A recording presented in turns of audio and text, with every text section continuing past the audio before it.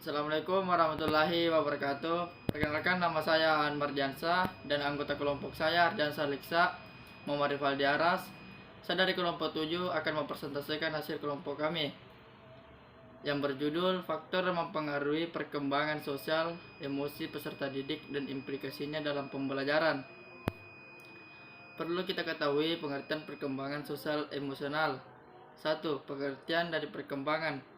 Perkembangan merupakan suatu proses yang pasti dialami oleh setiap individu. Perkembangan ini adalah proses yang bersifat kualitatif dan berhubungan dengan kematangan seorang individu yang ditinjau dari perubahan yang bersifat progresif, serta sistematis di dalam diri manusia.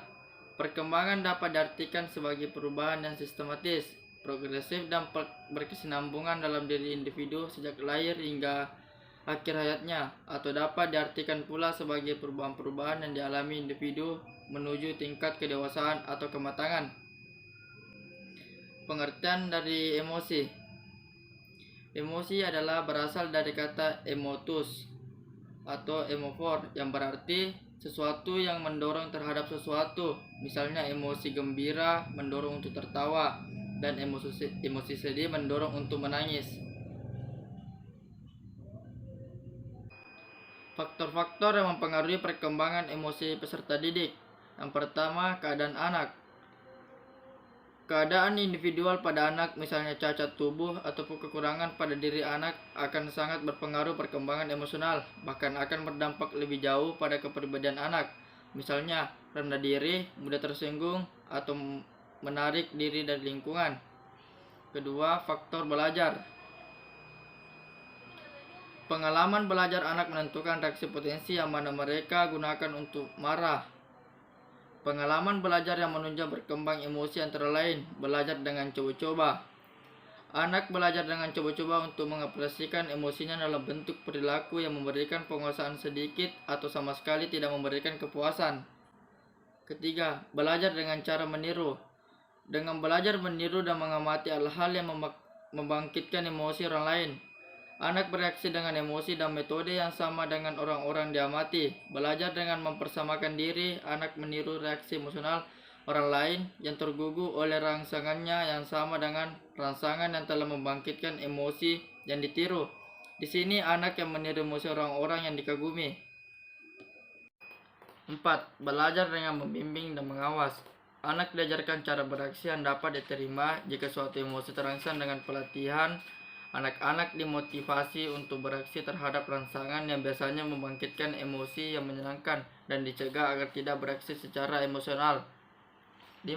Belajar dengan pengondisian. Dengan metode atau cara ini, objek suatu yang mulanya gagal memancing reaksi emosional kemudian berhasil dengan cara asosiasi. Pengondisian terjadi dengan mudah dan cepat pada awal kehidupan karena anak kecil kurang mengenal betapa tidak rasionalnya reaksi mereka. Setiap anak melalui berbagai konflik dalam menjalani fase-fase perkembangan yang pada umumnya dapat dilalui dengan sukses. Namun jika anak tidak dapat mengamati konflik-konflik tersebut, biasanya mengalami gangguan-gangguan emosi. Assalamualaikum warahmatullahi wabarakatuh. Perkenalkan, nama saya Ardiansah Liksa. Saya akan melanjutkan materi presentasi dari teman kelompok saya. Langsung saja, adapun faktor-faktor yang mempengaruhi perkembangan sosial peserta didik. Yang pertama ada keluarga, kematangan, status sosial ekonomi, pendidikan, dan kepastian mental, emosi maupun inteligensi. Yang pertama adalah keluarga. Jadi, keluarga idealnya adalah tempat yang pertama memberikan contoh cara hidup bersosialisasi dengan lingkungan. Kondisi sosial, tata cara menghadapi kehidupan, norma-norma kehidupan yang ada di masyarakat diawali dari rumah keluarga. Dan kata lain, ada proses pendidikan yang diperoleh anak dalam perkembangan dan bagaimana hidupnya terbentuk di keluarga. Adapun yang kedua yaitu kematangan. Jadi bersosialisasi memerlukan kematangan fisik dan psikis. untuk mempertimbangkan dalam proses sosial memberi dan menerima pendapat orang lain, memerlukan kematangan intelektual dan emosional. Adapun yang ketiga, status sosial ekonomi. Jadi kehidupan sosial banyak dipengaruhi oleh kondisi atau status kehidupan keluarga dalam lingkungan masyarakat. Jadi sehubung dengan hal itu, dalam kehidupan anak senantiasa menjaga status sosial anak dan ekonomi keluarganya. Dan adapun yang keempat, yaitu pendidikan, yang mana pendidikan merupakan proses sosialisasi anak yang terarah. Pendidikan dalam arti luas dapat diartikan bahwa perkembangan anak dipengaruhi oleh kehidupan keluarga, masyarakat, maupun juga dalam kelembagaan. Yang kelima, kepastian mental, emosi maupun inteligensi. Jadi kemampuan berpikir mempengaruhi banyak hal seperti kemampuan belajar, memecahkan masalah maupun berbahasa.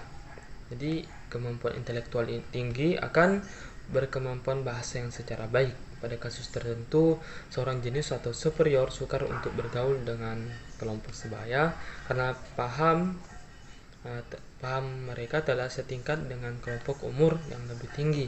Tapi sebaliknya, kelompok umur yang lebih tinggi atau dewasa tetap menganggap anak tersebut sebagai anak-anak. Nah, perlu kita ketahui juga implikasi perkembangan emosi dan sosial dalam pembelajaran. Jadi emosi itu selalu berhubungan dengan perasaan. Jadi setiap peserta didik memiliki emosi yang beragam. Jadi adapun beberapa implikasi dari strategi yang dapat diterapkan dalam mengembangkan emosi peserta didik. Yang pertama, guru dan orang tua tidak boleh membuat jarak sosial, tapi harus selalu lebih dekat dengan peserta didik.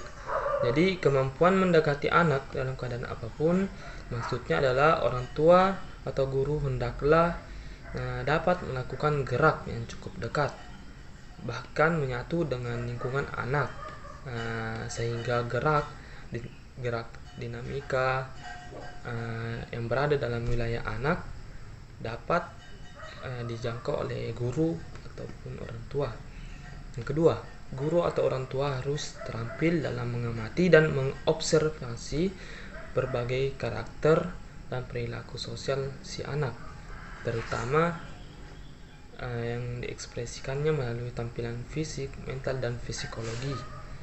Adapun yang ketiga, guru dan orang tua harus memiliki kemampuan dan keterampilan dalam merekam, mencatat, dan juga membuat prediksi-prediksi tentang perbuatan apa yang akan menyertai peserta didik. Adapun yang keempat, itu untuk mendukung kemampuan yang di atas tadi, yang sebelumnya, sebaiknya guru atau orang tua bersifat objektif, bertindak sesuai kadar dan tingkatnya ekspresi yang ditampilkan anak. Jadi guru, orang tua itu harus mampu menjaga perlakuan yang adil dan bijaksana terhadap peserta didik, sehingga tidak menimbulkan masalah perilaku emosi dan sosial yang kompleks pada peserta didik. Adapun menurut Goleman, adapun cara-cara yang dapat dilakukan untuk dapat memiliki kecerdasan emosi, yakni belajar mengembangkan kesadaran diri, belajar mengambil keputusan pribadi, belajar mengelola perasaan, belajar berkomunikasi, belajar membuka diri, maupun dalam mengembangkan ketegasan, dinamika kelompok, maupun belajar menyelesaikan suatu permasalahan. Nah, sekian dan terima kasih.